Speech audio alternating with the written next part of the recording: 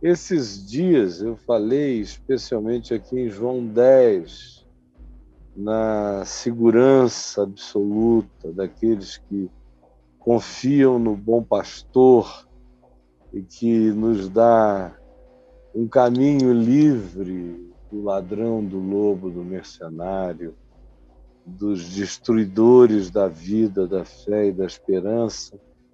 E Jesus diz que aqueles que o seguem têm uma relação pessoal com ele, aprendem a discernir a voz dele, o que é a palavra dele e o que não é, por isso se defendem dos que chegam com os poderes da fantasia e do engano. Assim, esperamos que você faça parte desses que não se deixam enganar nem ludibriar e nem pagam e sustentam a loucura dos mercenários, dos ladrões e dos lobos.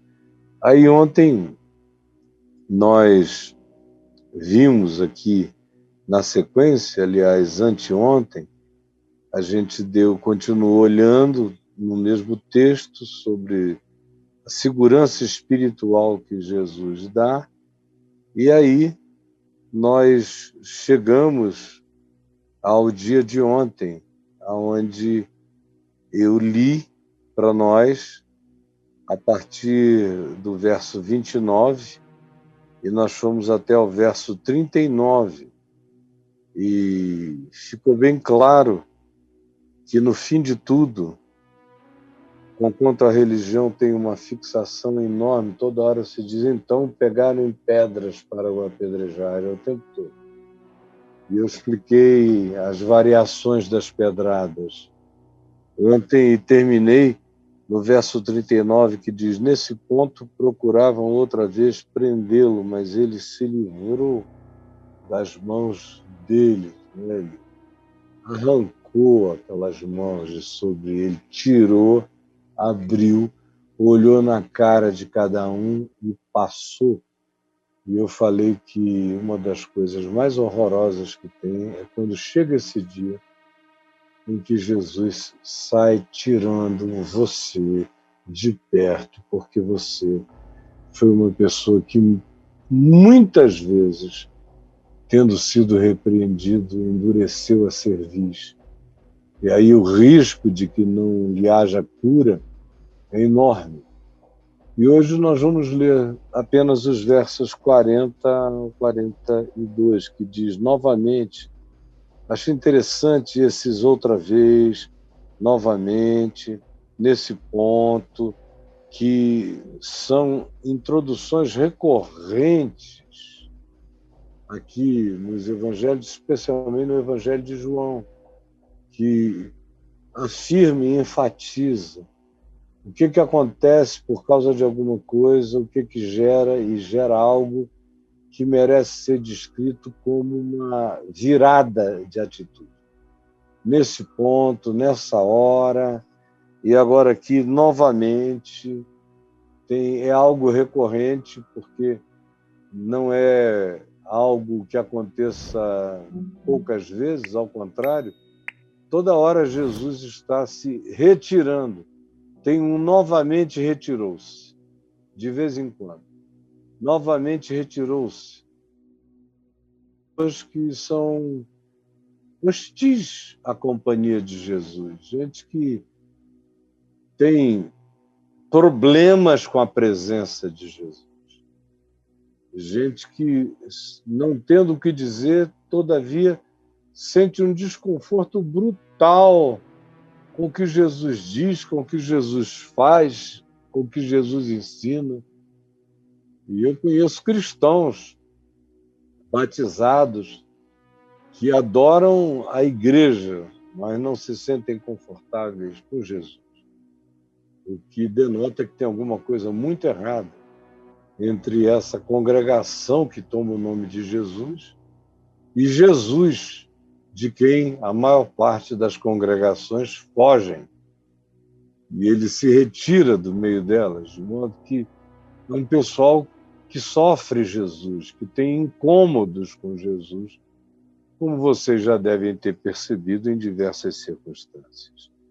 E aqui está dito, novamente se retirou para além do Jordão, para um lugar onde João batizava no princípio, João Batista. E ali permaneceu. E iam muitos ter com ele naquele lugar deserto, e ouviam, e depois diziam, realmente, João Batista não fez nenhum sinal, nenhum milagre. Porém, tudo quanto disse a respeito deste Jesus era verdade.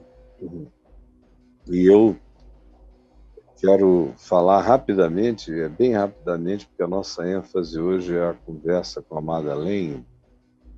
Eu conheci esse texto nas minhas primeiras leituras do Novo Testamento, eu bati nele. Em 1973, eu batia, um batente. Esse texto é um batente, especialmente para uma pessoa que vivia como eu vivia naquele mundo, com aquela gente. Era um mundo, na década de 70, que tinha ficado tomado por um espírito de milagre. Os crentes estavam, número um, esperando a volta do Senhor com base naqueles livros de roteiro, de mapeamento da volta de Cristo. Deu tudo errado. Todos aqueles best-sellers que foram vendidos aos milhões, você não encontra um exemplar deles porque deu tudo errado. Por exemplo, Agonias do Planeta Terra. Aí dizia que o Nasser, presidente do Egito, era um potencial anticristo. O Nasser morreu. Aí depois foi o Henry Kissinger, que era candidato a anticristo, o secretário das Relações Exteriores dos Estados Unidos, que costurava alianças de paz para todo lado, tentava diminuir os impactos da Guerra Fria. Pois bem, ele foi um dos candidatos. Pegavam o nome e botavam para cada letra a vogal ou a palavra, a letra correspondente em hebraico. Aí essas letras também têm equivalentes numerais. Aí viam qual era o equivalente numeral e se desse 666, o cara era o anticristo. E eles fizeram o poço, ficaram ricos, ricos, ricos. Foram muitos os livros que fizeram isso. E a moçada corre de modo idiotado para ler o que Jesus disse que não seria daquele jeito, mas alguém vem e faz um rearranjo e promete algo novo e os crentes não aguentam. Naqueles dias, então, era uma avalanche de gente declarando o tempo todo a volta de Jesus segundo Hal Lindsey. E, por exemplo, que foi um dos que mais vendeu livros naquela ocasião. E havia outros também, mas esse foi campeão disparado de vendas. E aí a ênfase também era em grandes milagres. Por exemplo, eu me lembro que quando eu me converti, as pessoas não podiam morrer, porque se elas morressem, especialmente quando crentes morriam, outros crentes diziam, vamos lá para esse velório, para esse funeral, vamos entrar pela fé, vamos tomar esse velório pela fé, porque eles não têm fé para verem a ressurreição acontecer. E, meu Deus, quantas histórias trágicas e patéticas de rapazezinhos que entravam naqueles lugares onde havia caixões e mortos sendo velados e chegavam gritando em nome de Jesus textos de ressurreição, cantavam hinos de ressurreição, andavam em volta do morto horas e horas e horas, dando comandos de ressurreição. e ninguém ressuscitava, e a culpa era da família que não tinha crido.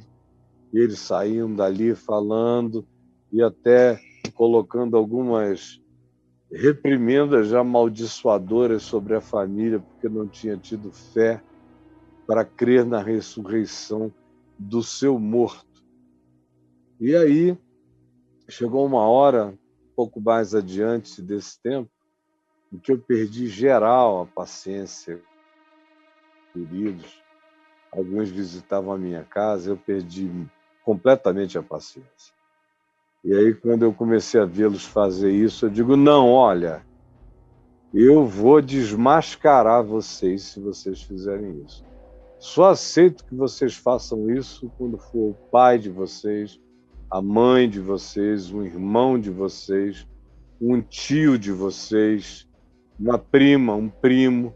Aí podem ir lá na casa de vocês, na família de vocês, exortar a família de vocês e façam isso lá na casa de vocês. Vocês só fazem na casa de outros e de estranhos. Aí, conclusão, acabou a palhaçada. Porque quando se trata de fazer em casa, o pai já diz, para com isso, menino. A mãe já diz, vamos parar com besteira aqui. Respeita a tua avó que está morta. E aí, falei, se for na casa de vocês, se vocês tiverem autoridade para fazer isso lá, então tá bom. Mas ficar escolhendo a casa de quem vocês não conhecem, entrarem arrombando e saírem amaldiçoando, olha, não mais. Não mais. E graças a Deus, naquele ambiente, isso foi diminuindo a ponto de que acabou. E depois disso, eu praticamente não ouvi falar mais no assunto, em lugar nenhum onde eu tenha ido. Mas por que eu estou dizendo isso? É porque quando eu batia, eu tropecei nesse batente, pá! Realmente, João Batista não fez nenhum sinal, porém, tudo quanto ele dizia a respeito de Jesus era verdade. O meu coração ficou tomado de uma euforia, de uma alegria extraordinária sobre esse homem, acerca de quem Jesus disse que dos nascidos de mulher, ninguém foi como João, ninguém. E aí você bota na lista todo mundo, ninguém foi como João. Você pode vir de Adão para cima, nomeando pessoas. Tem alguns que caíram no nosso gosto místico, como Enoque, que foi arrebatado, o Noé, o Abraão, ou pode nomear essas figuras todas, o Moisés, o Davi, os profetas, como Samuel, como os outros, ou qualquer juiz que tenha vivido antes de Davi, os profetas posteriores, Jeremias, Isaías, Ezequiel, Daniel, ninguém foi como João, nem Sofonias, nem Zacarias, nem Amós, nem Obadias, nem Jonas, nem Miqueias, nem Amós, nenhum deles, ninguém foi como João. Dos nascidos de mulher, ninguém foi como João. Que é esse homem que viveu pouco, não construiu nada, as roupas dele eram tecidas com peles de camelos ou de cabras, ele era tosco, ele era um brucutu, era um idiosincrático, era um ser de natureza idiota, segundo a etimologia de idiota, no grego, que significa um ser privado, de si mesmo privado, totalmente privado. Era isso que originalmente, no grego clássico, significava o idiota. Não era o paspalhão retardado, que depois ele se tornou com as conotações que a palavra adquiriu. Não, originalmente ele era só um ser excessivamente privado. E João era uma pessoa profundamente privado. Sua dieta eram gafanhotos e mel silvestre. Ele pegava colmeias, ele deve ter levado muita picada de abelha, talvez tenha ficado até imune às picadas, mas o fato é que ele não podia ver uns gafanhotozinhos que, dependendo do tipo de gafanhoto, ele pegava tudo e comia. E provavelmente não tivesse nenhum trato, nem fritasse, fosse uma coisa tosca mesmo, que você não suportasse ver. João com gafanhotos na boca, saindo um pedacinho de gafanhoto, um rabinho de gafanhoto no dente. E pegando uma colmeia e batendo, espantando, levando picadas excentricamente, um ser idiosincrático. Idiosincrático vem da palavra idiota também, que é esse indivíduo que desenvolve particularidades absolutamente dele, é idiosincrasia. Então, que tem arranjos pessoais que são absolutamente singulares. E João era assim, chupava aquelas colmeias, bebia aquele leite. Se você fosse examinar aquela boca, tinha pedacinhos de gafanhoto para lá e para cá. Você veja, como ente tosco desse, sem nenhuma preocupação em realizar nada. E que mais do que isso, nem milagre ele se ofereceu para realizar. Ele vivia em estado de recolhimento, de solitude, de vida privada, sozinha, ouvindo sons do silêncio, do deserto, mas o coração sabia que ele tinha uma mensagem, uma palavra para ser proclamada. E ele estava ali para preparar os caminhos do Senhor, mas não andava com pá, nem com enxada, nem com foice, nem com qualquer instrumento de nada. Ele sabia que esse trabalho de topografia que ele for enviado para fazer, aquele que seria o predecessor do Senhor, que nivelaria campos, montanhas e as transformaria em campos planos, que transformaria abismos, aterraria vales e os faria totalmente trafegáveis. Todas essas descrições que a João foram atribuídas para que ele as cumprisse, ele entendeu, obviamente, que isso era uma topografia de natureza espiritual. O chamado dele era para dar uma nivelada naquele desnivelamento absoluto espiritual que havia em Israel. Então, a prioridade dele é chamar pecadores ao arrependimento, porque só o arrependimento nivela os seres humanos. Eu vou repetir para você guardar. Só o verdadeiro arrependimento nivela os seres humanos.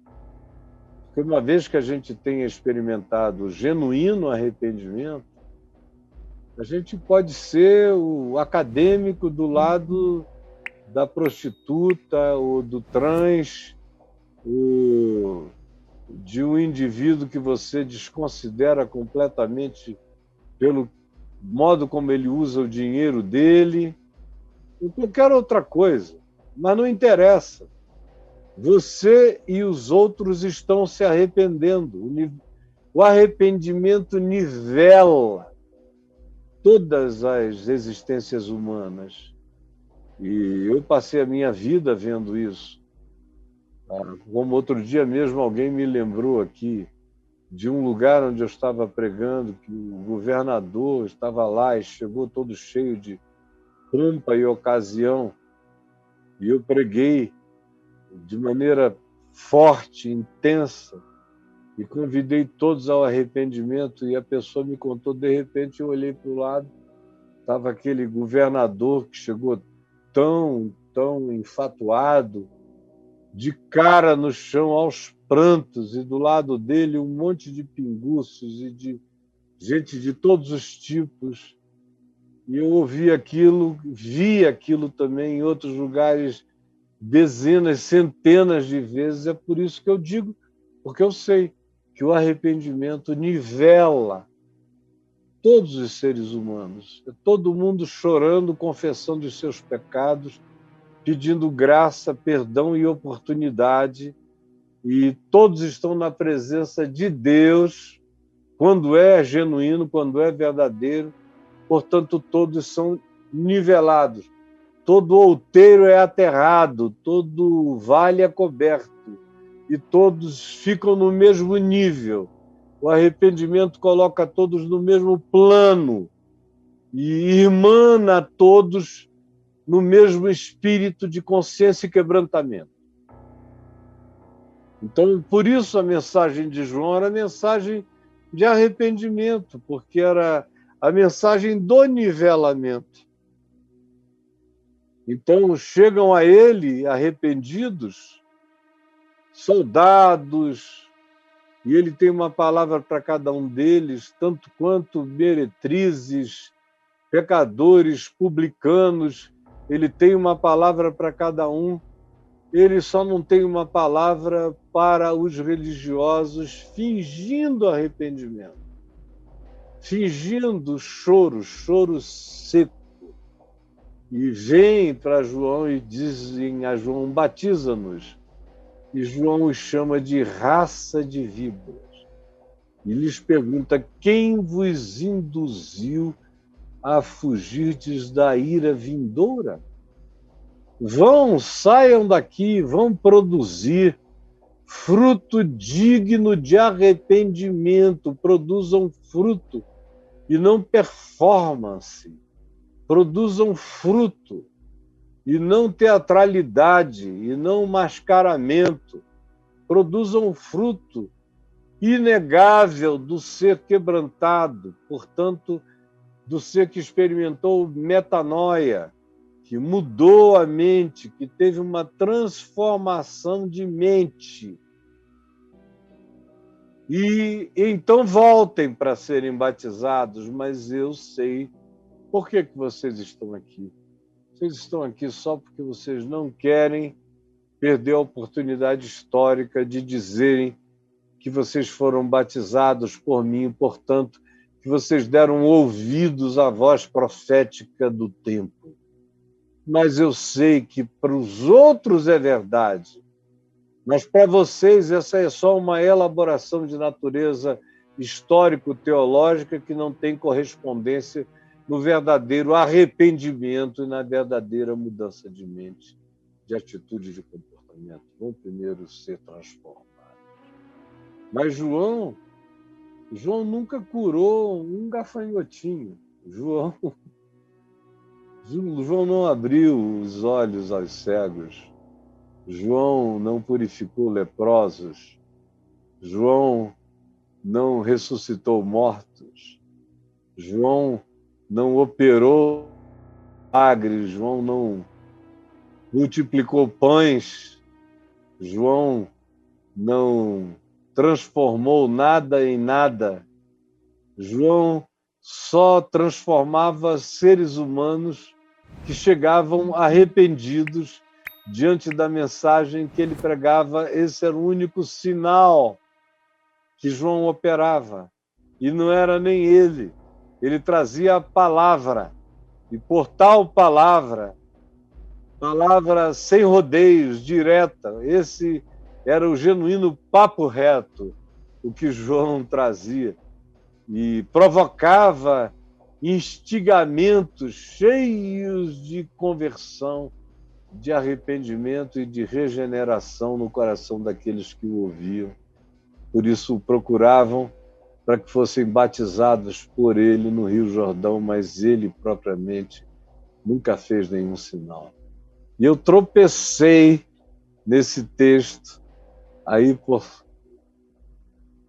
setembro, outubro de 1973, e ele saltou da página, grandioso e poderoso para mim. Realmente, João não fez nenhum sinal, porém, tem esse porém, não fez nenhum sinal, mas, porém, ou todavia, tudo quanto ele disse a respeito de Jesus era verdade. E era totalmente oposto ao que eu via acontecendo à minha volta, naqueles milagrismos intensos, aquela expressão histérica, histriônica, alardeante, totalmente incômoda nas suas manifestações de exagero, de fanatismo, e as afirmações que decorriam vinham cobrar se você já tinha falado em línguas, ou queriam saber em quanto tempo os demônios saíam quando você expulsava. Veja só, todo tipo de pentecostalismo maluco mesmo, fanático, perturbado, insano, de uma audácia perversa, e que se transformava muitas vezes em opressão para outras pessoas, quando impunham sobre outros obrigações que ninguém deve ter sobre si, porque as manifestações dos dons de Deus em nós têm que ser absolutamente espontâneas, e os dons não dizem nada sobre nós. O que conta a nossa história não são os dons, são os frutos, frutos de natureza ética, frutos de natureza a revelarem o caráter, fruto que diz respeito a amor que se manifesta como fidelidade, como lealdade, como justiça, como verdade, como alegria com os que se alegram e choro com os que choram, solidariedade, misericórdia, compaixão, tolerância, inclusividade, domínio próprio. Isso fala acerca de quem é você em relação a Deus e quem é Deus para você. Esse é o fruto digno de arrependimento, é o fruto que só acontece como resultado daqueles que tiveram a sua mente mudada, transformada, regenerada, que sofreram metanoia. Esse é o fruto. Agora, dons, curas, milagres, não dizem nada, como Jesus diz em Mateus, no capítulo 7, nem todo que me diz Senhor, Senhor, entrará no reino dos céus, mas sim aquele que faz a vontade do meu Pai que está nos céus. Naquele dia, muitos me procurarão, dizendo, Senhor, em teu nome, nós expelimos demônios, nós curamos enfermos, nós profetizamos, nós realizamos sinais e prodígios em teu nome. Jesus, no entanto, diz, naquele dia, todavia, eu direi a esses, explicitamente a palavra, eu nunca vos conheci. Vocês usaram o meu nome, mas vocês nunca foram conhecidos por mim. E eu também não sei quem são vocês. Nós nunca tivemos vínculo. Vocês fizeram apenas anúncios usando o meu nome, asseverando o meu poder, e houve pessoas simples de coração que creram, e porque creram foram atingidas, mas isso passou por sobre vocês. Não teve nada a ver com vocês.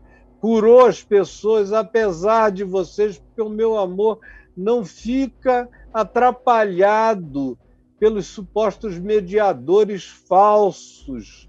Eu passo por cima e curo os indivíduos e fico sem saber quem foram os supostos milagreiros, que nunca largaram a iniquidade, a mentira, a injustiça, o engano, a hipocrisia, a maldade, a busca do lucro, o interesse pervertido, que era tudo que definiu, marcou, caracterizou a existência de vocês, e eu não tenho nada a ver assim, não sei quem vocês são, e usar o meu nome não me sequestra. Usar o meu nome não me obriga a ter nada com vocês. Eu curo as pessoas e não conheço os milagreiros. João, todavia, nunca fez nenhum milagre, mas tudo quanto ele disse acerca de Jesus era verdade. Essa é a coisa maravilhosa. É maravilhoso quando você pode operar alguns milagres, quando você vê que a sua expressão de fé, sincera e simples, e em relação a outros, praticar dessa fé com amor, com misericórdia, com compaixão, trouxe saúde plena a alguém, ou a alguns, ou a muitos. É maravilhoso. Toda vez que isso acontece através de mim, eu fico muito grato, muito feliz. Ou todo dia que eu vejo a palavra dita em nome de Jesus como uma profecia, segundo o Espírito do Evangelho, realizar o bem, ou até realizar o mal, que essa mesma palavra traz, porque para uns essa palavra é cheiro de vida, para com outros é aroma de morte para a morte. Mas você olha e vê que o que você está anunciando é verdade que se torna concreta na existência. Isso dá alegria e segurança para quem realiza essas coisas. Ou quando você encara o impossível e olha e não tem medo nem de mares, nem de rios, nem de desertos, nem de túneis, nem de noites escuras, nem de coisa alguma. Você atravessa o bosque dos pavores e chega do lado de lá por causa da sua certeza de fé, ou você tem aquela coragem que vai abrindo caminhos aonde não há caminhos, realizando, portanto, milagres. É maravilhoso quando você experimenta isso, mas tem que ser sincero, verdadeiro, espontâneo, e não pode ser industrial. Toda vez que a gente tenta industrializar, dizer que é toda terça que acontece, ou toda quarta, ou toda quinta, marca a hora, faz isso tudo, logo, logo, mesmo que comece sincero, não vai demorar para se tornar algo completamente falso, estereotipado, mentiroso, sem nenhuma relação, com nenhuma forma de sinceridade que agrada a Deus. E aí não faz mal, Jesus passa por cima e cura os que foram ali buscando alguma coisa. Mas você, que é o suposto intermediário, fique sabendo. Isso aconteceu contra você e apesar de você, e tanto mais quanto você repita as coisas assim, mais juízo você está invocando sobre a sua cabeça. No fim de tudo, a única coisa que importa, e eu quero lembrar, nós estamos falando aqui daquele sobre quem Jesus disse que dos nascidos de mulher ninguém foi como João, nunca curou ninguém, mas tudo quanto ele disse acerca de Jesus era verdade. Aí, quando eu bati aqui, pá, eu caí de boca nessa alegria. Nessa alegria, meu Deus, eu caí de boca nela. Há praticamente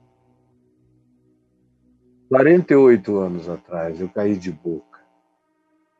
E eu disse, meu Deus, eu quero que tu me uses para que de mim vaze poder, todo tipo de poder, de graça, de milagre, de fé, de cura, de profecia, de tudo quanto seja benefício para a vida do meu próximo. Eu quero que tu me uses. No entanto, o que eu quero mesmo é que eu atravesse todos os dias da minha vida E haverá, certamente, milhares de pessoas que poderão dizer: um dia o Caio orou comigo e Jesus fez isso, fez aquilo. Mas o que eu quero mesmo é que as gerações futuras, tanto quanto os meus filhos e os meus netos, e os meus bisnetos, e os que virão depois que eu já não esteja aqui, e que se refiram a mim, digam pelo menos isto: Caio não foi um homem de ênfases em sinais, nem em milagres, mas tudo quanto ele disse acerca de Jesus. Confirme. Era verdade. Acontecia. Todas as promessas do Evangelho que ele ensinou, e nos ensinou a nos apropriarmos delas pela fé, eram verdadeiras, eram realizáveis, eram promessas que se manifestavam concretas, eram praticáveis pela fé, e o fruto que produziam era de natureza eterna, e as transformações eram regenerantes, e houve milhões de pessoas que se arrependeram, que tiveram pensamento, mudança de conceito, que converteram seus preconceitos à verdade do amor de Deus e praticaram isso com a humildade dos que foram regenerados, com a gratidão dos transformados. É isso que eu quero. E eu gostaria que todos os que estejam me ouvindo aqui e os milhares que vão me ouvir em todas as outras horas depois desse momento, se ofereçam a Deus sem exagero, sem histeria, sem histrionismo, sem pentecostalismo, mas no espírito do Evangelho, do espírito de Jesus, no espírito de Paulo, no espírito de Pedro, no espírito dos seres que carregavam a graça e o poder de Deus, porém com discrição, semelhantemente a Jesus, que não ficava gritando na praça, nem se oferecendo, nem mandando fazer fila indiana onde chegasse. Ao contrário, ele tinha que ser puxado para que dele saísse poder, e frequentemente ele curava as pessoas tirando-as de lugares muito tumultuados e depois recomendando: não me exponham à publicidade, porque ele sabia que os milagres podem facilmente falsificar o nosso entendimento. É o Evangelho puro e simples, como palavra crida e praticada e obedecida, porque Paulo diz, escrevendo aos Romanos, que o Evangelho nos foi dado para a prática da obediência em fé. Da obediência em fé. Ou seja, é algo que precisa ser praticado. Se essa fé não for praticada, ela é morta. Se ela não for obedecida, ela é morta.